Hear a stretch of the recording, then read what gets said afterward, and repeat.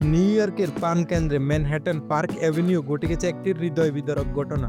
সোমবার সন্ধ্যায় এক ব্যক্তি একটি ভবনে প্রবেশ করে সহিংসতার ঘটনা ঘটান, যার ফলে বাংলাদেশি বংশোদ্ভূত পুলিশ কর্মকর্তা দিদারুল ইসলাম সহ 4 জন প্রাণ হারিয়েছেন।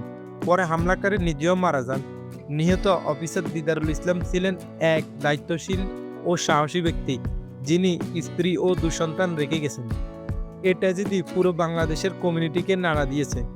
নিউ ইয়র্ক পুলিশ জানান, হামলাকারী একাই ছিলেন এবং পরিস্থিতি বর্তমানে নিয়ন্ত্রণে রয়েছে। পুলিশ ও জরুরি বাহিনী দ্রুত ব্যবস্থা গ্রহণ করেন এবং জনগণকে সতর্ক থাকার আহ্বান জানান। ম্যানহাটনের এই ভবনটি বড় বড় প্রতিষ্ঠানের অফিস থাকায় নিরাপত্তা ছিল কঠিন চ্যালেঞ্জ। NFL, ব্ল্যাকস্টোন, জেপি মর্গানের কর্মীদের নিরাপদ রাখতে সব ধরনের সতর্কতা অবলম্বন করা হয়। যুক্তরাষ্ট্রের বিভিন্ন পর্যায়ে আইন প্রয়োগকারী সংস্থা ঘটনাস্থলে সক্রিয় ছিল। এই ঘটনা আবার বিশ্ববাসীকে মনে করিয়ে দিল, নিরাপত্তা ব্যবস্থার পাশাপাশি আমাদের মানসিক স্বাস্থ্য ও সহমর্মিতার সংস্কৃতির জোরদার জরুরি।